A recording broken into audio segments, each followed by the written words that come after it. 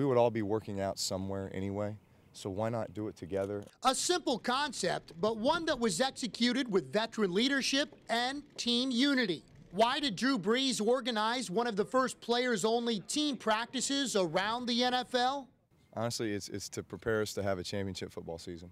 I mean, that's obviously our ultimate goal, and I feel like the more organized you can be as a team and the more that you can communicate during this time in May and June and July prior to hopefully a normal training camp and then a season, I think the better off you'll be once the season does come around. And right now, no one knows when that will be, but Brees says they are prepared to go through the long haul, and having quality leadership is a bonus. It definitely helps being a veteran team. It also helps having young guys that are strong character and willing to follow the leaders on this team. And when you have, veteran guys showing up like Sharper and Vilma and, countless others, Stinchcomb, Heath Evans, David Thomas, all these guys that then the young guys can look at and say, you know what, these guys are doing the right thing. These guys know how to be a pro.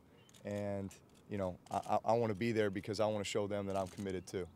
With the 28th pick in the 2011 NFL Draft, the New Orleans Saints select Mark Ingram, running back, Alabama. I mean, I think it's great.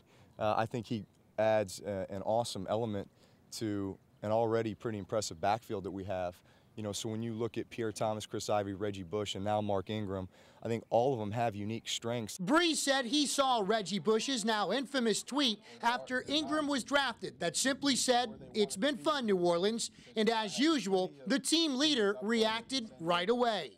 I immediately texted him just because I knew what was going through his mind. I mean, as a young guy who's very prideful and wants to be great and wants as many opportunities as he can get, I think you immediately see that as, oh, well, that's taking opportunities away from me. But in reality, I think if you got to find the positive in it, and that is, no, this doesn't take opportunities away. This kind of solidifies my role, and it probably makes things easier on me because it takes a little bit of the weight off my shoulders because this guy can do some things that are really going to help our offense, and it's going to open things up for me. So the workouts are underway. These players say they'll continue to work out for as long as it takes. Bottom line, though, do they feel optimistic that there will be football in 2011? I am. I'm very optimistic.